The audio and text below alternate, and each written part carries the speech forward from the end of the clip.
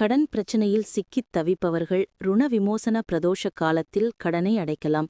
ஒருவர் எப்போதும் கடனாளியாக இருப்பதில்லை. சூழ்நிலை கடனாளியாக்கி விடுகிறது.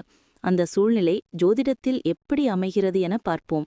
ஜோதிடத்தில் 6ஆம் பாவத்தை கடன் பற்றி கூறும் பாவகமாக கூறப்பட்டிருக்கிறது. காலபுருஷனுக்கு 6ஆம் இடமாக கன்னி ராசி அமைந்துள்ளதால் கன்னி ராசியில் அமர்ந்த கிரகமும் புதனோடு சேர்ந்த கிரகமும் புதனின் வீட்டில் நிற்கும் கிரகமும் கடனின் தன்மையை பற்றி கூறும் அமைப்பாகும். காலம் முழுவதும் கடன் தொல்லை.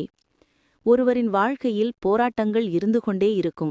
6ஆம் பாவத்தோடு தொடர்பு கொள்ளும் கிரகங்களையும் 6ஆம் பாவாதிபதி நிற்கும் வீட்டினையும் கொண்டு ஒருவர் எந்த காரணத்திற்காக கடன் வாங்குகிறார்கள் என்பதை அறிய முடியும். ஜாதகத்தில் லக்னாதிபதி பலமற்று ஜனன ஜாதகர் 6ஆம் பாவாதிபதி தசாபுக்தி நடைபெற்றால் திருமணம் போன்ற ஏதோ ஒரு காரணத்திற்காக கடன் வாங்கி திரும்ப அடைத்திடுவார்.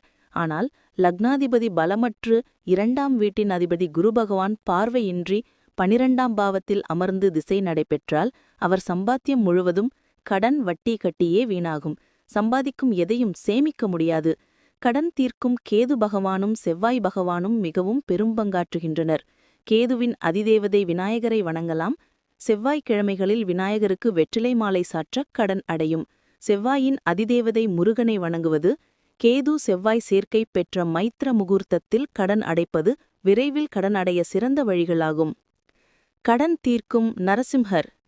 செவ்வாய்க்கிழமைகளிலும் வரும் பிரதோஷம் ஸ்ரீ லக்ஷ்மி நரசிம்மருக்கு ஏற்ற காலமாகும். செவ்வாயின் உக்ரரூபத்தை கொண்ட ஸ்ரீ லக்ஷ்மி நரசிம்மருக்கு பானக நிவேதனம் செய்தாலும் கடன் விரைவில் அடையும். விநாயகரை வழிபட கடன் தீரும்.